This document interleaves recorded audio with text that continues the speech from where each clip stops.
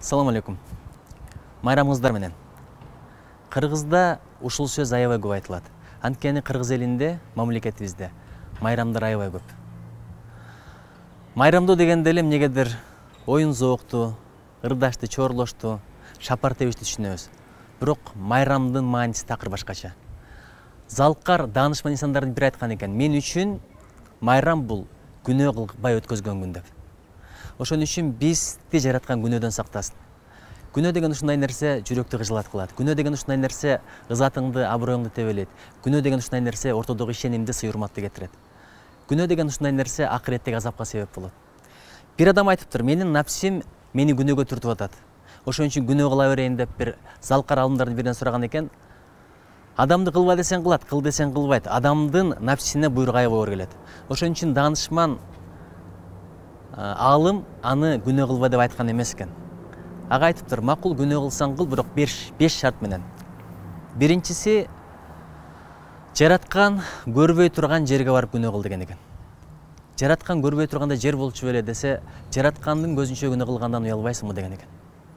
Экинчиси, Кудай жараткан жерден башка жакка барып күнөө кыл деген экен.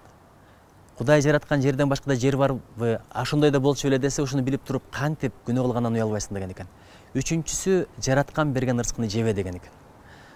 Жараткан ырыскы бербесе, башка кайсыл ырыскыны татам, жейм, ичем, мындай мүмкүн эмес дегенде, ошол жараткан өзү берген ырыскыны жеп туруп, ал тыйган күнөөлөрдөн сактанган колундан келбейби, күнөө кылыштан уялбайсыңбы деген экен.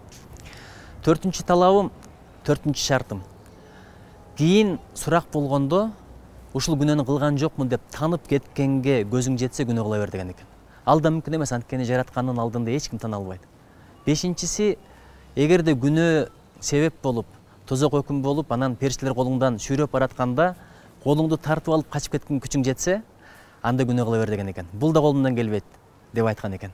Ошондон баштап ал жигит ушунчалык таасирленип, өзүнүн напсисин башкарып, күнөө менен күрөшкөнгө, күнөөгө барбаштыкка өзүн тарбиялаган экен. Айтайын дегеним, азыр өзүбүз билип билбей канча күнөө кылып атабыз. Жараткан өзү кечирсин. Өзгөчө тилибиз менен. Тил деген ушундай нерсе, тилде сөөк жок, сөз акысыз. Билип билбей канча адамдын акысына кирип атабыз, аркасынан жала сүйлөп атабыз, жалган сүйлөп атабыз, кыйбат кылып атабыз, ушак кылып атабыз. Булардын баардыгы өтө чоң күнөө. Адамды бир сөз тозого жетелеп кетет дейт. Бир жакшы сөз балким бейишке жетелеп кетет. Ошон үчүн тилди сактайлы. Тилден өткөн душман жок. Тил бул напсинин, шайтандын кызматкери.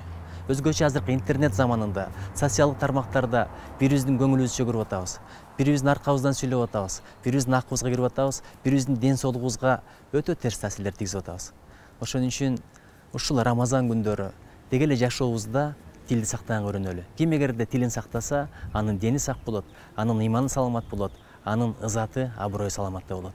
Жараткан бизге жар болсун, элибизде ыйман менен ар болсун.